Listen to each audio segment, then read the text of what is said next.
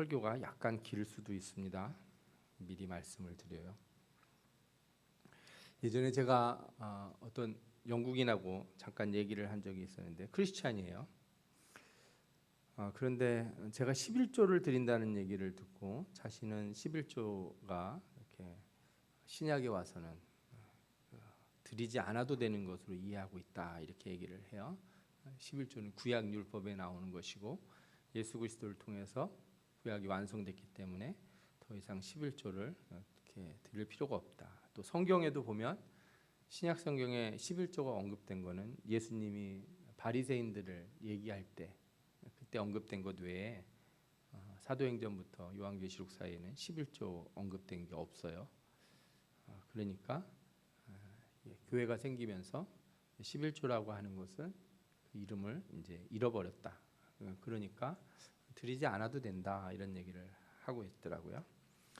물론 저는 뭐 어려서부터 11조를 드렸고 11조 많이 드리는 게 기쁨 중에 하나니까 그래도 11조를 드리면 나는 복을 받던데 이런 얘기들을 드렸어요.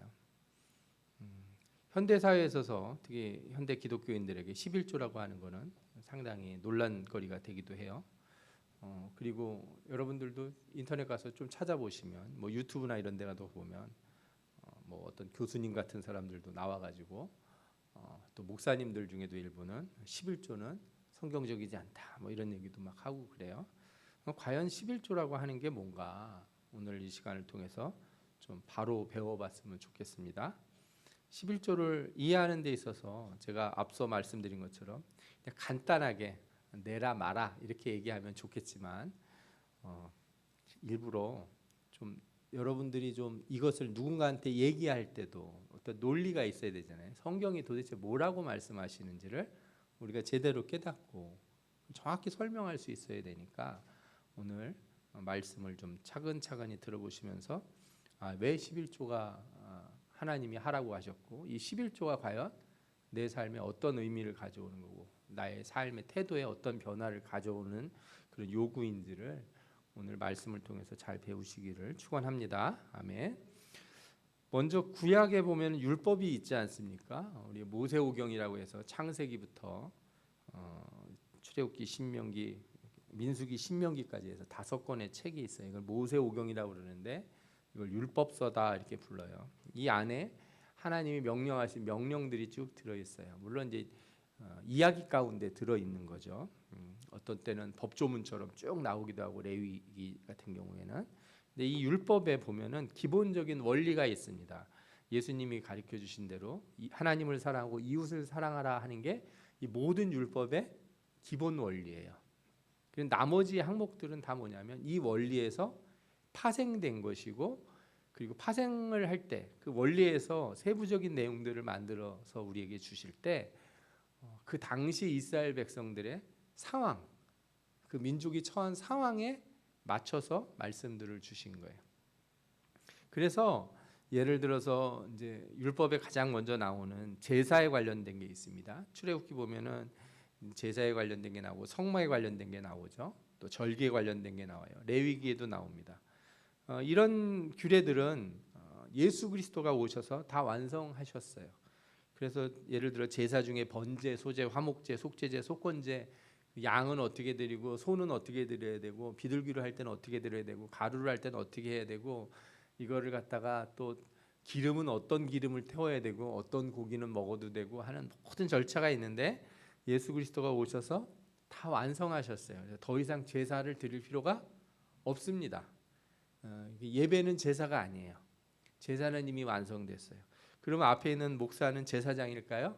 아닙니다. 목사도 제사장일 수가 없어요. 왜 제사를 안 드리는데 제가 제사장이라고 우길 수가 없죠. 오히려 성경에서는 여러분 모두가 다 왕 같은 제사장이다 이런 표현을 쓰는데 그것은 우리가 제사를 드리는 제사장으로서의 표현이 아니라 하나님의 말씀을 가르치고 전하는 제사장의 다른 직분들에 관련된 것이에요. 그리고 또 우리가 유월절도 있고 뭐 칠칠절도 있고 또 초막절도 있고 대속죄일들도 있고 성경에 이런 절기도 나오는데 이것도 예수 그리스도가 다 완성하셔서 더 이상 우리가 유월절을 지킬 필요가 없어요. 유월절 대신 우리가 부활절이 있죠. 또 감사절이 있고 또 크리스마스도 있고 이런 절기를 우리가 지키면 됩니다. 물론 이제 현대 이스라엘 사람들, 진짜 이스라엘 사람들이요, 팔레스타인에 사는 이 사람들은 유월절을 지킬 거예요. 그러니까 유대인들 중에도 크리스찬들은 유월절을 지켜요. 이게 무슨 뜻이냐면 그거는 그 나라 민족의 역사적인 절기거든요. 마치 우리나라가 설이나 추석 같은 걸 지키는 것처럼 그 사람들에게는 그게 역사적인 의미가 있어서 민족의 역사의 의미가 있어서 지키는 거예요. 그러니까 그 사람들은 유월절도 지키고 부활절도 지키겠죠. 예. 근데 우리는 그럴 필요가 없어요. 우리가 유대인도 아니고 우리한테 그런 역사성이 없는데 그걸 지킬 이유가 없겠죠. 그러니까 여러분들이 이런 절기들은 이런 율법들은 다 완성이 됐다 이렇게 분명히 알고 계시면 됩니다. 두 번째로는 율법에 무슨 내용들이 있냐면 이스라엘 백성들의 생활 문화적 규범들이 들어있어요. 뭐 예를 들어서 음식에 관련된 거, 우리가 오늘 읽었던 14장 본문 앞에 먹어야 되는 음식, 먹지 말아야 되는 음식들이 나오죠. 예, 그래서 소나 양이나 이런 건 먹어도 되는데 돼지는 안 돼요. 왜 안 되죠? 되새김질을 안 하니까. 그죠? 토끼는 안 돼요. 되새김질을 하지만 발굽이 없어요. 예. 뭐 이런 것들이에요. 그죠? 예, 우리가 비늘 있는 생선은 먹지만 비늘 없는 건 먹을 수가 없어요. 낙지나 문어, 오징어 이런 거 주꾸미 아무리 좋아해도 안 되죠. 근데 이제 그거는 그 당시에 이스라엘 백성들의 규례예요. 왜 그러냐? 하나님께서 다른 민족들과 구별된 삶을 살라고 주신 특별한 은혜예요. 우리가 이것을 가만히 생각해 보면 우리가 여전히 이제 지금은 돼지고기도 먹고 낙지도 먹고 쭈꾸미도 먹지만 그래도 이 말씀이 이 율법이 가진 신앙적 의미는 여전히 지켜요. 세상 사람들과 구별되기 위해서 우리가 먹지 말아야 되고 행하지 말아야 될 그런 것들이 있어요. 그러니까 여러분들이 먹고 마시는 것에서 내가 다른 사람과 구별됨이 많이 드러난다는 걸 아셔야 돼요. 그래서 교회가 술 담배를 멀리하라고 하고 각종 약물이나 비위생적인 행위들을 금하는 이유가 뭐예요? 이게 우리를 구별되게 하기 때문에. 그래서 이런 것들은 우리가 이렇게 지키는 게 합당하다. 저는 이렇게 봐요. 예를 들어서 뭐 크리스찬인데 일부러 몸에다가 막 호랑이 문신을 그리고 다닌다든지 이런 거 좋지 않아요. 예. 그죠? 예. 그런 거 굳이 할 이유가 없는 거죠. 여러분들 이런 거 뭐 어떤 나라는 대마초 같은 게 의약품으로다가 허용이 된 나라들이 있습니다. 일부 국가들은 조심하셔야 돼요. 뭐 태국이라든지 네덜란드 이런 나라들만 가도 이렇게 그냥 아무 데서나 살 수 있어요. 약국 같은 데서 파니까. 근데 그런 거 하면은 이게 큰일 납니다. 우리나라에 와서는 그 나라에서 맞기도 하고 우리는 굳이 그런 걸 할 이유가 없는 거예요. 그렇죠? 예. 뭐 그렇다고 해서 심하게 커피도 안 마시고 초콜릿도 안 먹는 그런 사람들도 있지만 그건 너무 많이 간 거고요. 이렇게 우리가 신앙적 의미를 찾아서 내 삶을 통해서 세상과 구별할 수 있는 것들을 우리가 지키는 것은 하나님의 뜻이다 이렇게 말씀드릴 수가 있어요. 마지막으로 좀 사회적 규범들이 있는데 사회 법규를 형성하는 원리들이에요. 예를 들어 십계명에 보면 이제 부모를 공경하라, 살인하지 말라, 남의 것을 훔치지 말라 이런 규례들이 있는데 이거는 도덕적 규례예요. 도덕적 규례. 그래서 이거는 상위에 있는 도덕 규례고 이 도덕 규례에 하위의 규례들이 있어요. 예를 들어서 남의 소를 훔치면 어떻게 할 거냐. 도적질하지 말라가 도덕적 규례라면 실제 적용의 규례들이 밑에 있어요. 소를 한 마리 훔치면 5마리로 돌려주라 이렇게 돼 있어요. 5배를 갚아야 되는 거예요. 예. 또 살인하지 말라 이렇게 도덕적 규례가 있는데 사람을 죽인 자는 반드시 율법이 어떻게 해요? 죽게 해요. 그런데 이제 이게 우리나라나 여러 나라가 다 그 나라의 상황에 맞는 법으로 제정이 돼 있죠. 예를 들어 살인에 관련돼서도 우리나라가 옛날에 사형 집행을 했지만 김대중 정부 출범 이후에 우리나라가 실질적으로 사형을 집행한 적이 없어요. 그래서 사형 폐지국이 되었어요. 저는 사형이 이렇게 성경적이냐 아니냐 이런 걸 떠나서 좀 신학적으로도 논란이 있긴 해요. 근데 적어도 인간이 실수로 99명의 죄인은 죽어 마땅하지만 한 명의 잘못된 사람을 이렇게 돌이킬 수 없는 형벌에 취하는 건 문제가 있다 하는 그런 취지에서 사형을 중지했다는 것은 그래도 나름 의미가 있다고 생각해요. 이런 부분들은 우리가 같이 이야기해 보면서 또 교회에서 논의하고 신학적으로 토론해 가면서 정리해 봐야 될 부분들이겠죠. 그런데 이제 문제는요. 이스라엘 국가는 신정 국가예요. 그래서 성경의 율법이 나라 법률하고 똑같아요. 그런데 우리는 지금 국가 법률이 따로 있고 성경의 법이 따로 있잖아요. 성경의 법이 사실 국가 법률보다 더 폭이 넓죠. 왜냐하면 도덕법을 다 포함하니까.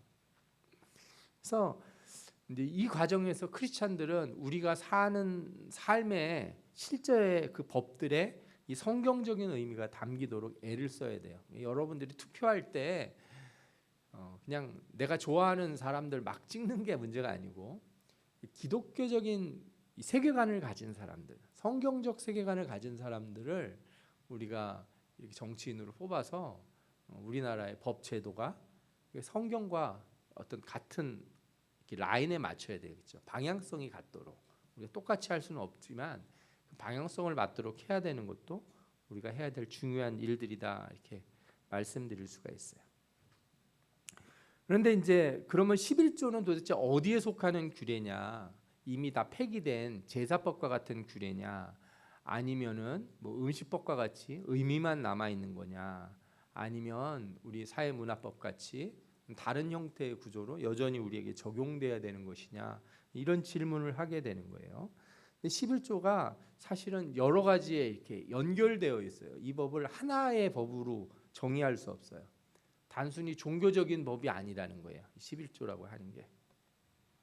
여기는 사회 국가적인 제도의 측면도 있고요. 개인의 삶의 태도, 윤리적인 측면도 같이 포함되어 있어요. 그래서 11조를 제대로 이해해야지만 내가 왜 11조를 해야 되는지 또 더 확장해서 내가 하나님 앞에 예물을 드리니 헌금이라고 하는 게 도대체 무슨 의미를 갖는지를 제대로 이해할 수 있다는 거예요. 먼저 11조에 성경이 언제 등장하냐? 그러면 아브라함이 처음 11조를 드린 것으로 성경에 나와요. 아브라함이 이제 멜기세덱에게 11조를 드린 순간이 성경에 기록되어 있는데 아브라함이 이제 소돔과 고모라가 전쟁을 일으켰을 때 자기 조카 롯이 잡혀갑니다. 롯을 구출하기 위해서 자기 병사들을 데리고 가서 싸우고 승리하고 돌아오는 과정에서 살레망 멜기세덱이라는 사람을 만나요. 이 사람이 제사장이에요. 그래서 멜기세덱이 뭐라고 하냐면 그가 아브라함에게 축복하여 이르되 천재의 주제이시오 지극히 높으신 하나님이여 아브라함에게 복을 주옵소서. 너희 대적을 내 손에 붙이신 지극히 높으신 하나님을 찬송할지로다. 이렇게 축복을 해요. 그랬더니 아브라함이 그 얻은 것에서 10분의 1을 멜기세덱에게 주었더라. 이렇게 돼 있어요. 그러니까 처음 멜기세덱에게 11조를 드려 제사장에게 11조를 드리는 거죠.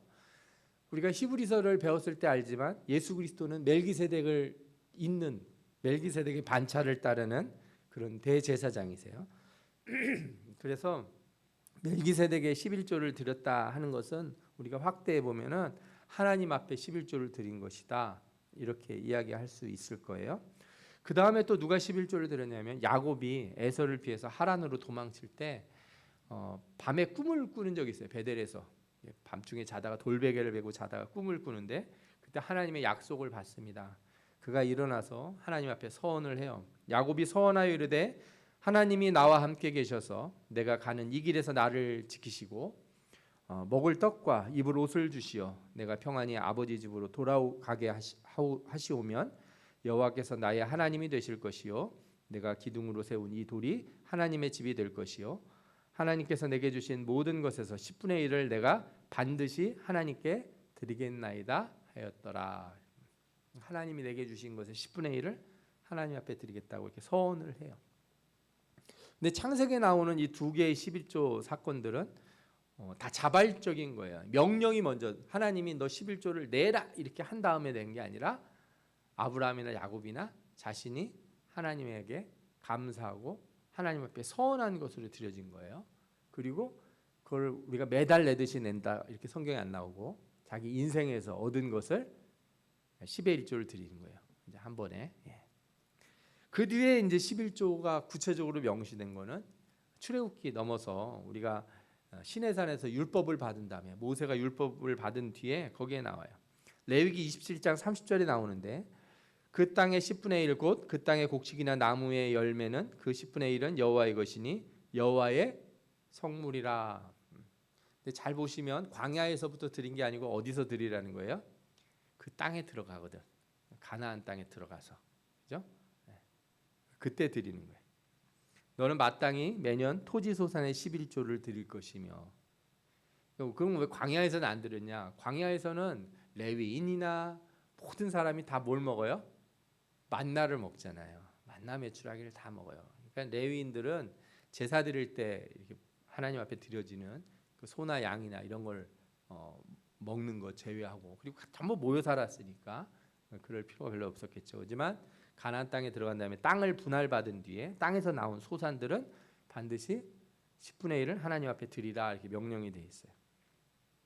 만약에 11조를 드리는데 어떤 사람이 이제 내가 소가 이제 올해 새끼를 많이 나가지고 소가 이제 10마리가 된 거예요. 그래서 한 마리를 하나님 앞에 딱 드리려고 했는데, 아이 내가 이걸 숫소를 드려야 되는데 암소를 드렸네. 암소는 이거 새끼를 낳는 건데 안 되겠다. 이거 바꾸면 안 될까요? 그래서 제사장한테 이게 물으고 싶을 때가 있을 거 아니에요.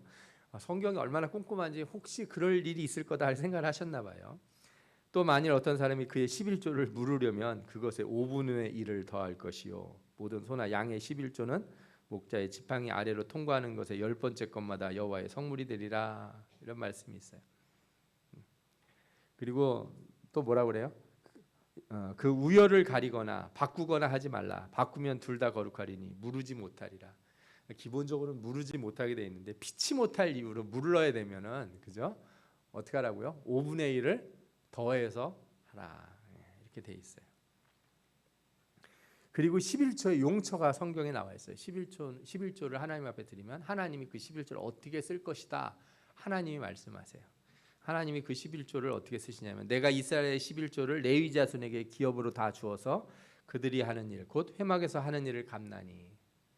레위인들에게 하나님이 다 주시겠다 그래서 니들이 나한테 바치면 나는 이거를 레위인들에게 주겠다 이렇게 얘기해요. 오늘 성경에도 나오죠. 내 성읍에 거주하는 레위인은 너희 중에 분깃이나 기업이 없는 자이니 또한 저버리지 말지니라. 레위인한테 왜 주신다 그랬냐면 레위인은 땅이 없어요. 직업이 없는 거예요. 어디 가서 돈 벌고 이렇게 다른 소득 수단이 없어요. 그러니까 이 백성들이 하나님 앞에 와서 제사를 드리고 11조를 내는 것으로 그 레위인들이 먹고 살아야 되는 거예요.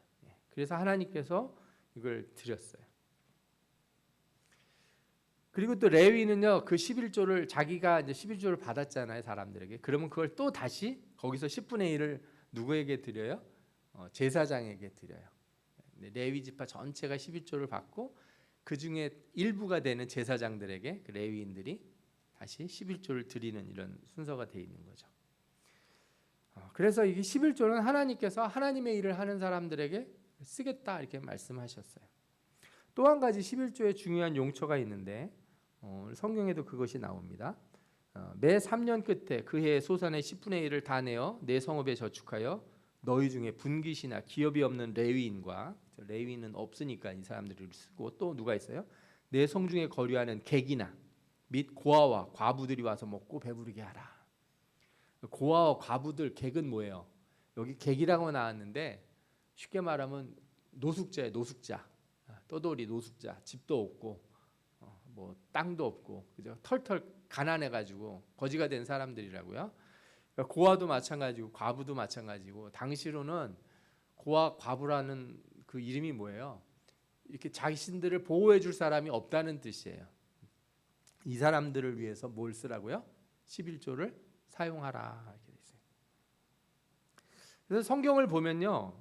11조가 매년 드리기도 하면서 3년마다 또 드리게 돼 있어요. 그래서 어떤 분들은 이게 정말 10분의 1인지 아니면 10분의 3년마다 또 드려야 되니까 그 해는 뭐 20% 정도를 드리게 되니까 실제로는 10분의 1이 훨씬 넘을 것이다.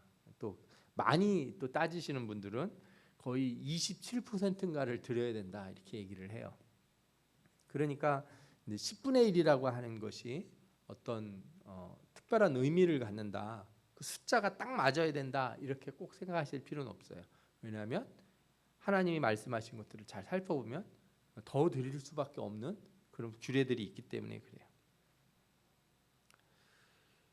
그래서 이렇게 11조는요 두 가지 성격을 가지고 있는데, 하나는 신앙적인 성격이 있어요. 하나님 앞에 드리는 예물로서의 성격이 있고, 또 하나는 이게 뭘 위해 쓰게 돼 있어요? 사회 복지를 위해 쓰게 돼 있어요. 가난한 자들과 없는 자들을 위해 쓰게 돼 있는 거예요. 그러니까 11조를 만약에 백성들이 아무도 안 하면 어떤 일이 생겨요?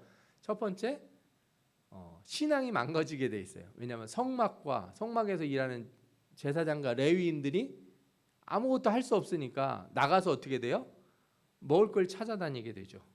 그래서 사사기에서 뒤에 보면은 레위인이 이렇게 돌아다니다가 누구네 집에서, 우리 집에 내가 산당을 하나 만들어 놨는데 우리 집에서 제사를 좀 드려주면 어떻겠어? 그래서 그 개인 고용 제사장이 돼버려요.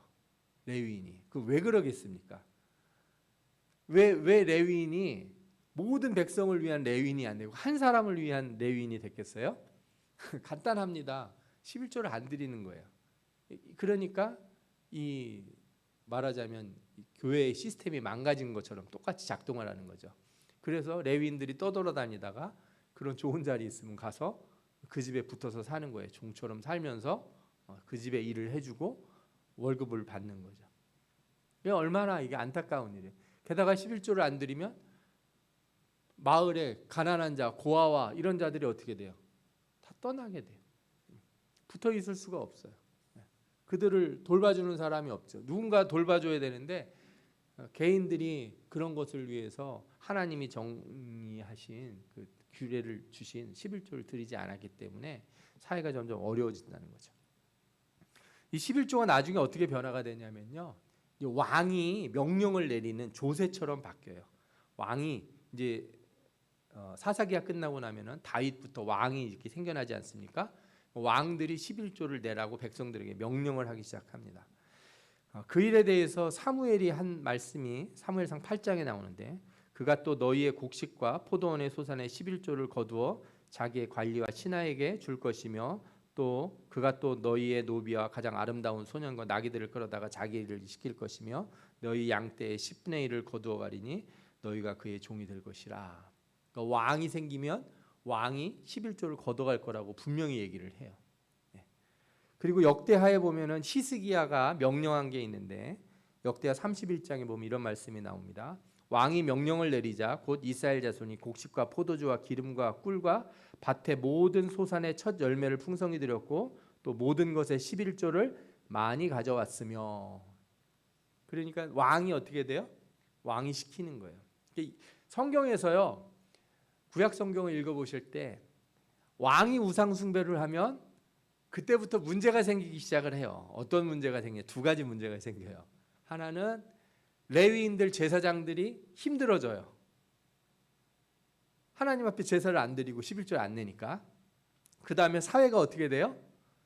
복지가 깨집니다. 11조를 받아다가 모든 사람들, 가난한 자들에게 나눠주고 하는 일을 이거를 성전에서 하게 돼 있는데 이게 끊어지는 거예요. 이 정말 중요한 일이에요. 히스기야가 그래서 신앙 개혁을 할 때 이 11조를 복원을 했어요.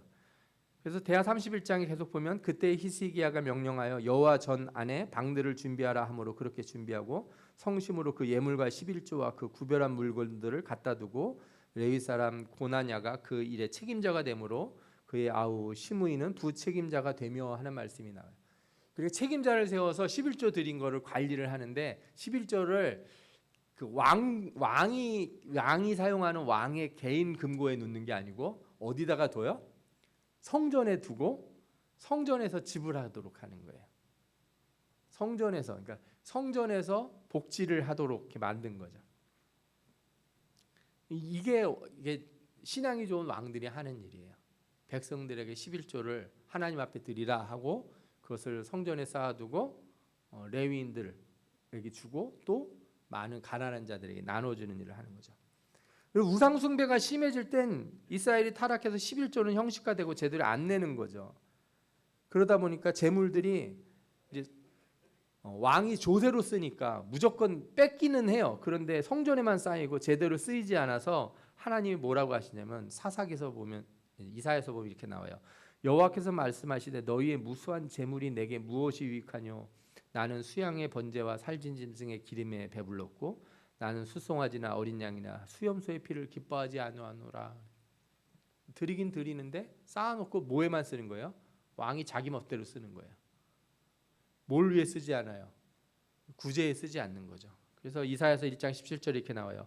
선행을 배우며 정의를 구하며 학대받는 자를 도와주고 고아를 위하여 신원하며 과부를 위하여 변호하라 하셨느니라. 앞서 말씀드린 것 뒤에 나오는 말씀이 이런 말씀이에요. 그러니까 이제 왕정시대에 대해서 큰 문제가 조세로서의 11조는 작동했는데 제대로 쓰이지가 않은 거죠. 그 뒤에 어떤 일이 있냐면 이스라엘이 멸망하고 70년간 이제 포로 생활 마치고 되돌아와서 성전을 져요. 그런데 아직 누가 안 세워집니까? 왕이 안 세워져요. 여러분 그걸 아셔야 돼요. 돌아와서 다윗의 끊어진 후대가 왕이 돼서 이 이스라엘의 왕이 다시 세워지면 되는데 왕이 안 세워져요. 왕이 안 세워지면 이제 뭘 안 걷게 돼요? 11조를 안 걷게 돼요. 그래서 말라기서에 보면 말라기 선지자가 백성들에게 이걸 지정해요. 만군의 여호와가 이르노라 너희 조상들의 날로부터 너희가 나의 규례를 떠나 지키지 아니하였도다. 너희가 내 규례를 안 지켰다 그러니까 그들이 뭐라 그러냐면 우리가 어떻게 하여야 돌아가리까? 어떻게 해서 규례를 지켜야 돌아갑니까? 그랬더니 하나님이 뭐라 그래요? 사람이 어찌 하나님의 것을 도둑질하겠느냐? 그러나 너희는 나의 것을 도둑질하고도 말하기를 너희가 어떻게 주의 것을 도둑질하였나이까 하는도다. 이는 곧 11조와 봉헌물이라. 너희 곧 온 나라가 나의 것을 도둑질하였으므로 너희가 저주를 받았느니라. 왕이 없다고 11조를 안 드리니까 그렇죠? 하나님께서 뭐라고 그러시는 거예요? 너희가 나의 것을 도둑질했다 그래요. 그러니까 지금도 우리가 세금 도둑이라는 표현 쓰지 않습니까? 나라에 세금을 안 내고 막 도망 다니는 사람들 제가 보니까 황당하더라고요. 어떤 사람은 금덩어리로 바꿔가지고 이렇게 등산 가방에 담아놓고서 그걸 평상시에 맨날 지고 다녔다는 거예요. 야, 진짜 지독한 사람이더라고요. 어떻게 그러고 살 수가 있나 싶어요. 하나님이 이 11조를 드리지 않는 백성을 향해서 그건 도둑질이다 그렇게 말씀하시고 또한 그들을 향해서 11조를 내는 자들에게 축복을 주세요. 만군의 여호와가 이르노라 너희의 온전한 11조를 창고에 들여 나의 집에 양식이 있게 하고 그것으로 나를 시험하여 내가 하늘 문을 열고 너희에게 복을 쌓을 곳이 없도록 붙지 아니하나 보라. 만군의 여호와가 이르노라 내가 너희를 위하여 메뚜기를 금하여 너희 토지 소산을 먹어 없애지 못하게 하며 너희 밭에 포도나무 열매가 기한 전에 떨어지지 않게 하리니 너희 땅이 아름다워짐으로 모든 이방인이 너희를 복되다 하리라. 만군의 여호와의 말이니라. 아멘. 그러니까 11조를 내야 나라가 제대로 돌아가고 그래야 복을 받을 수밖에 없어요. 자연적이에요. 이거는 기본적인 하나님이 만드신 원리예요. 이게 이스라엘 백성에게. 그런데 이스라엘 나라에 이제 왕이 세워져서 제대로 돌아가면 좋겠는데 그렇게 안 되고 이스라엘이 누구에게 점령을 당해요? 헬라에 점령당하고 나중에 로마에 점령을 당해요. 그러는 가운데 이스라엘 백성들이 11조를 내야 되는데 이제 고민이 생기는 거죠. 로마에 내야 됩니까? 아니면 어디다 내야 되는 거냐 이거예요. 성전에만 내면 되는 겁니까? 예수님도 말씀하셨죠. 가이사의 것은 가이사에게, 하나님의 것은 하나님에게. 이렇게 바뀌었어요. 그때부터. 그러니까 신약 시대에 들어오면서 우리하고 똑같아졌습니다. 나라의 조세 제도가 따로 생기고 신앙인들이 하나님 앞에 드리는 예물이 구별되기 시작했어요. 그 전까지는 구별이 안 되고 하나님 앞에 드리는 것이고 나라에 드리는 것이고 11조를 하나님 앞에 드리면 왕이 관리를 했단 말이에요. 제사장들을 통해서. 그죠? 예. 그런데 신약에 딱 들어오면서 로마에 드려야 되는 것과 내가 성전에 드려야 되는 게 구별되기 시작했다. 이렇게 보시면 돼요. 특별히 이제 중간기 때 바리새인들이 하나님 말씀을 잘 지키려고 했었는데 이 바리새인들은 소득의 11조를 하나님 앞에 꼬박꼬박 드렸어요. 성전에. 그런데 이들에게도 문제가 있었어요. 11조는 잘 드리는데 앞서 이사야서에서 지적한 대로 11조가 이렇게 제사장들이 가지고만 있고 성전에만 쌓이지 이게 바깥으로 나가가지고 가난한 자들을 돕는 데 쓰여야 되는데 이렇게 쓰이지 않은 거예요. 그래서 예수님이 이 문제를 지적해요. 화 있을진저 너희 바리새인이여 너희가 박하와 운양과 모든 채소의 11조는 드리되 공의와 하나님께 대한 사랑은 버리는도다. 그러나 이것도 행하고 저것도 버리지 말아야 할지니라. 이게 무슨 얘기냐면 너희들이 그 11조는 꼬박꼬박 다 드리려고 하면서 하나님에 대한 사랑을 버렸다 하는 뜻이 뭐야? 하나님에 대한 사랑은 곧 누구에 대한 사랑입니까? 이웃에 대한 사랑이에요. 하나님을 사랑한다고 하면서 이웃을 사랑하지 않는다면 소용이 없는 거죠. 그래서 성경을 보면 11조의 본질을 계속 지키라는 말씀을 성경에서 하고 계시다는 걸 알 수 있어요. 초대교회에서는 이 11조에 대한 강조가 한 번도 나온 적이 없다 이런 얘기를 사람들이 하지만 그건 11조를 폐기해서가 아니라 하나님께 드리는 자들이 언제나 11조보다 더 많은 걸 드렸기 때문에 굳이 그렇게 말할 필요가 없었다는 거예요. 초대교회 때 믿는 무리가 한 마음과 한 뜻이 되어 모든 물건을 통용하고 자기 재물을 조금이라도 자기 것이라 하는 이가 하나도 없더라. 내 걸 다 드렸는데 뭘 더 11조를 어디서 내요? 내 걸 다 드렸는데. 그죠? 예를 들어서 어떤 사도가 있었는데 무리가 큰 은혜를 받아 그 중에 가난한 사람이 없으니 이는 밭과 집 있는 자에 팔아 그 판 것을 가져다가 사도들의 발 앞에 두매 그들이 각 사람의 필요를 따라 나눠줌이라. 구브로에서 난 레위족 사람이 있으니 이름은 요셉이라. 사도들이 일컬어 바나바라 하니 그가 밭이 있음에 밭을 팔아 그 값을 가지고 사도들의 발 앞에 두니라. 이 사람 레위 사람이에요. 레위 사람인데 자기 재산을 전부 팔아가지고 드렸어요. 그리고 사도들은 그걸 가지고 어떻게 했다는 거예요? 나눠줬어요, 사람들을. 그래서 뭐가 없어요? 가난한 사람이 없더라. 이게 사회에 가난한 사람이 없다는 얘기가 아니에요. 교회에 모인 자들 중에 가난한 자들이 없더라 이런 뜻이에요. 하나님을 믿는 자들 중에. 그러니까 이게 11조라고 하는 게 정말 초대교회에서 제대로 사용됐구나를 알 수 있는 거죠. 하나님 앞에 온전히 드리고 이런 예물들이 교회 가난한 자가 없도록 살피는데 사용이 됐다는 거죠. 그리고 이것이 바로 교회가 헌금을 하고 사용하는 가장 중요한 목표가 된다는 걸 깨달을 수가 있어요. 헌금에 대한 신약성경의 말씀 중에 고린도후서 9장의 말씀이 우리에게 많이 알려져 있는데 가난한 사람을 돕는 헌금에 대한 일이 나옵니다. 바울이 이제 고린도 교회에 편지를 쓰는데 다른 사람들한테 고린도 교회가 너무 이렇게 성실하고 착하고 하나님의 일들을 해나고 가난한 사람을 돕는다 내가 자랑을 해놨다는 거예요. 그런데 아니 이렇게 가난한 일을 돕는 헌금을 안 내는 거예요, 이 교회가. 그래서 사람을 내가 보내겠다 이렇게 얘기를 해요. 내가 사람들한테 그렇게 너희 자랑을 했는데 너희가 그렇게 하나님 앞에 이렇게 하는 거 이걸 안 하면 되겠니? 이렇게 얘기를 하세요. 이게 좀 타이르는 얘기를 하십니다. 그러므로 내가 이 형제들로 먼저 너희에게 가서 너희가 전에 약속한 연보를 미리 준비하게 하도록 권면하는 것이 필요한 줄 하였노니 사람을 보내서 전에 약속했던 그 헌금을 준비하도록 내가 돕게 시키겠다 이렇게 말씀을 해요. 이렇게 준비하여야 참 연보답고 억지가 아니니라. 이것이 곧 적게 심는 자는 적게 거두고 많이 심는 자는 많이 거둔다 하는 말이로다. 각각 그 마음에 정한 대로 할 것이요 인색함이나 억지로 하지 말지니 하나님은 즐겨내는 자를 사랑하시느니라. 우리가 구약과 신약의 율법의 차이를 생각할 때 구약에서는 아까 말씀드린 대로 소를 하나 내가 훔쳤으면 5배로 갚아야 되잖아요. 5마리를 갚아야 돼요. 이렇게 딱딱 정해진 거를 하면 돼. 그래서 바리새인들은 그걸 딱 정하려고 항상 애를 썼어요. 안식일에 얼마나 걸어야 됩니까? 그랬더니 안식일에 우리 한 2km 이상은 걷지 마. 말하자면 이제 저기 한세마트 갔다 오면 더 걸으면 안 돼요. 집에서 가만히 있어야 되는 거죠. 예. 가스불도 켜면 안 돼. 그죠? 예. 이런 거를 다 정했다고요. 일일이 시시콜콜한 거를. 그런데 신약에서 예수님이 말씀하신 건 뭐예요? 하나님을 사랑하고 내 이웃을 내 몸같이 사랑하라.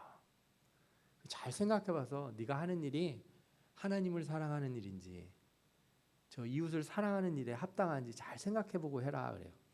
그러니까 구약에서는 10의 1조를 딱 드리고 10분의 1만 드리면 딱 좋은데 오늘 말씀도 뭐라 그래요? 각각 마음에 정한 대로 할 것이요 인색함이나 억지로 하지 말지니 하나님은 즐겨내는 자를 사랑하시느니라. 이러니까 이제 마음이 이제 걱정이 되는 거죠.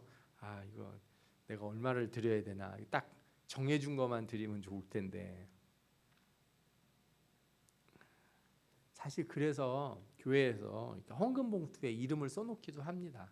여러분들을 위한 거라고 저는 생각이 들어요. 아무 봉투도 없고 여러분들이 알아서 하십시오. 그러면 헌금을 드리면서도, 예물을 드리면서도 내가 과연 합당하게 하고 있는 건가, 내 교회 직분에 맞게 내가 하나님 앞에 예물을 드리고 있는 건가, 이런 생각이 들 수 있을 거예요. 어떤 분들은 교회에 그렇게 무슨 헌금 봉투 종류가 많냐 그러는데 그것도 나름의 저는 이유가 있을 거다 이렇게 생각을 해요. 그 다음에 이 헌금들을 받은 걸로 무엇을 하느냐 보면 고린도후서에도 이렇게 나와요. 이 봉사의 직무가 성도들의 부족한 것을 보충할 뿐 아니라 사람들이 하나님께 드리는 많은 감사로 말미암아 넘쳤느니라. 이 직무로 증거를 삼아 너희가 그리스도의 복음을 신실히 믿고 복종하는 것과 그들과 모든 사람을 섬기는 너희의 후한 연보로 말미암아 하나님께 영광을 돌리고 그들이 너희를 위하여 간구하며 하나님이 너희에게 주신 지극한 은혜로 말미암아 너희를 사모하느니라. 이게 무슨 얘기냐면요, 이 봉사의 직무로 성도의 부족한 것을 보충한다 그랬어요. 그러니까 하나님의 일하는 사람들의 부족한 것을 보충해주고 그들이 그것을 통해서 복음을 전하고 또 그 헌금을 드린 자들을 위해서 기도하고 하나님께 영광을 돌리게 한다, 이렇게 말씀을 하신 거예요. 그러니까 초대교회에서도 헌금이 두 가지에 똑같이 쓰인 거예요. 옛날 11조와 똑같이 쓰였어요. 어떻게 해요? 이렇게 성도들, 복음을 증거하는 자들, 그러니까 바울이라든지 사도들, 그죠? 사역자들, 디모데나 디도나 이런 사람들을 위해서 사용이 됐고, 또 하나는 누굴 위해 사용돼요? 가난하고 힘든 사람들을 위해서 사용됐다는 거예요. 어떤 분들은 사역자들은 신약 성경에 아무것도 받지 않았다 그러는데 그건 사실이 아니에요. 고린도전서에 보면은 바울이 이 문제를 언급하면서 뭐라 그러냐면 나를 비판하는 자들에게 변명할 것이 있으니 우리가 먹고 마실 권리가 없겠느냐. 우리가 다른 사도들과 주의 형제들과 게바와 같이, 게바가 누구냐면 베드로죠. 베드로 같이 믿음에 자매된 아내를 데리고 다닐 권리가 없겠느냐. 어찌 나와 바나바만 일하지 아니할 권리가 없겠느냐. 성전의 일을 하는 이들은 성전에서 나는 것을 먹으며 제단에서 섬기는 이들은 제단과 함께 나누는 것을 알지 못하느냐. 이와 같이 주께서도 복음 전하는 자들이 복음으로 말미암아 살리라 명하셨느니라. 그러니까 하나님 앞에 들어온 것으로 이렇게 쓰이는 것이 당연하다. 그런데 바울은 특별한 이유가 있어서 돈을 받지 않았어요.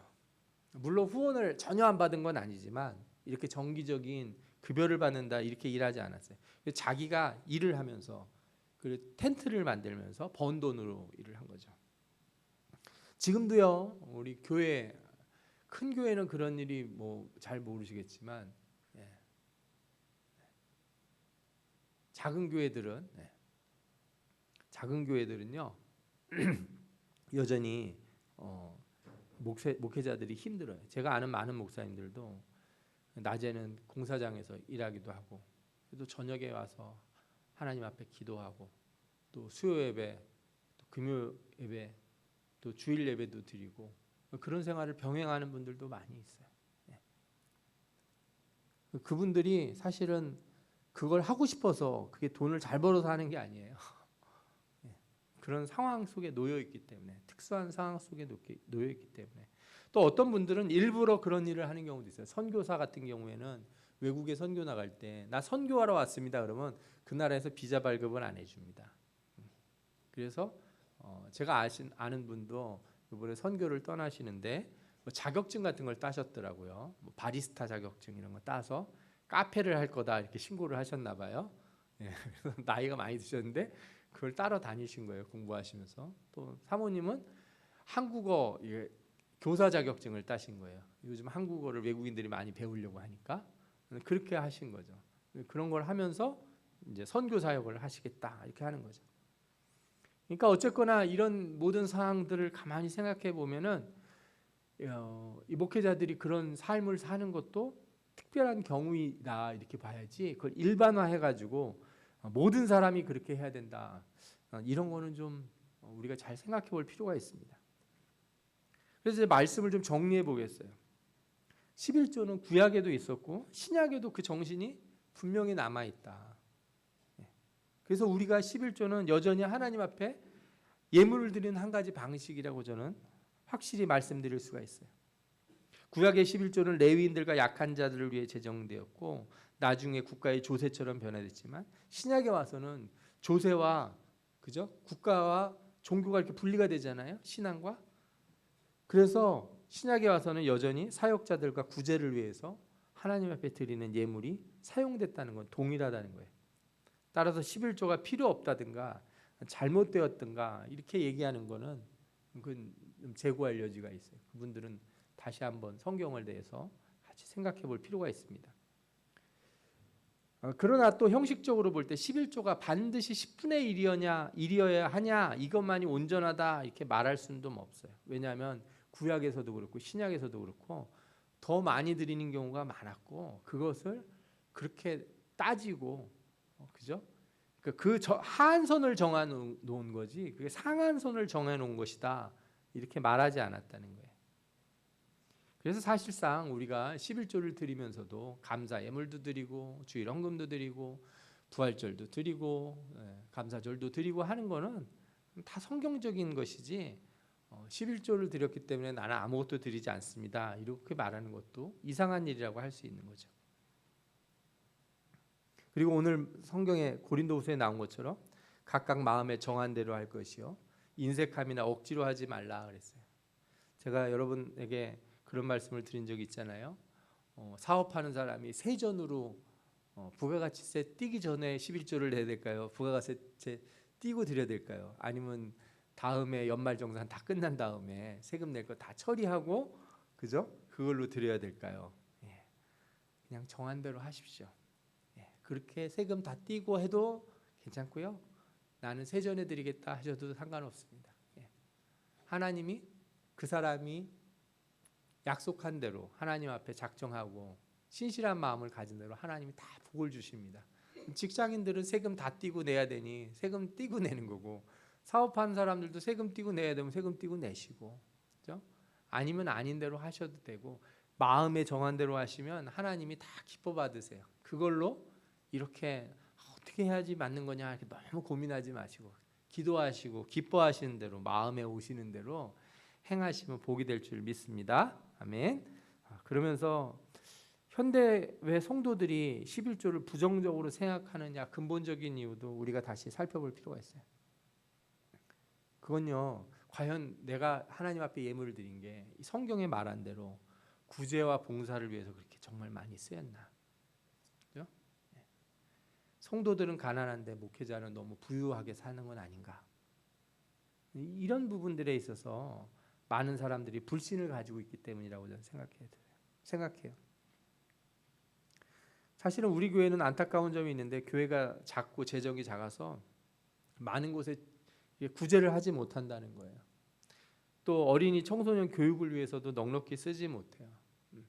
거의 개인들이 헌금하시고 또 이렇게 공적인 예배 시간에 헌금 드리지 않는 것으로 봉사하시는 분이 많이 있기 때문에 우리 교회가 그런 것들을 할 수 있거든요. 저 또한 개인적으로 이런 일들을 하는 것들이 있거든요. 여러분들도 마찬가지로 다 있다고 생각이 들어요.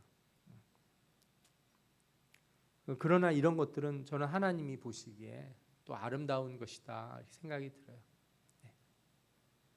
할 수 있다면 우리 교회도 우리도 힘들지만 우리도 작지만 우리도 작은 교회에 좀 선교하고 싶고 봉사하고 싶은 마음이 들어요.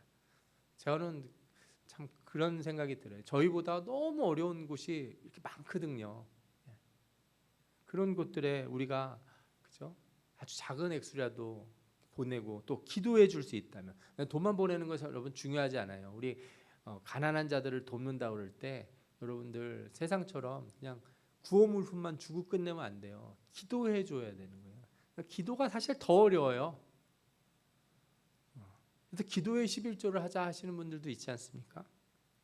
이런 것들을 우리가 제대로 해나간다면 그리고 또 교회가 이런 것들을 정확히 밝히고 여러분들이 다 알 수 있다면 목사님, 우리 이러이러한 곳에 더 한번 봉사하고 이러이러한 사람들을 도왔으면 좋겠습니다 하는 그런 이야기들이 나오는 그런 교회가 된다면 하나님이 참 기뻐하시는 그런 아름다운 교회가 되고, 하나님 앞에 드리는 예물이 참 바르고 좋은 곳에 잘 쓰인다, 이렇게 말씀드릴 수가 있을 거예요. 여러분, 우리 모두가 하나님이 기뻐하시는 일을 하기 위해 이 자리에 모이지 않았습니까? 내적으로는 성도가 서로 교제하고 믿음이 작은 자를 가르치는 일, 또 외적으로는 선교하고 구제하는 일에 힘써야 할 줄 믿습니다. 여러분들이 하나님 앞에 드린 예물과 11조가 다 이런 목적에서 쓰이도록 하나님이 받으시는 거예요. 그래서 그렇게 쓰여지는 곳에 열매가 나타나고 하나님 앞에 영광이 되는 줄 믿습니다. 하나님이 약속하신 것, 구약에 약속하신 것, 신약에도 분명히 저는 유효하다고 믿습니다. 하나님 앞에 드려서 가난한 자들을 돕고 선한 일을 하는데, 복음을 증거하는 데 사용될 때 여러분들의 삶에 넘치는 축복이 있어서 쌓을 곳이 없도록 부어주신다는 하나님의 약속이 반드시 이루어질 줄 믿습니다. 아멘. 기도하겠습니다.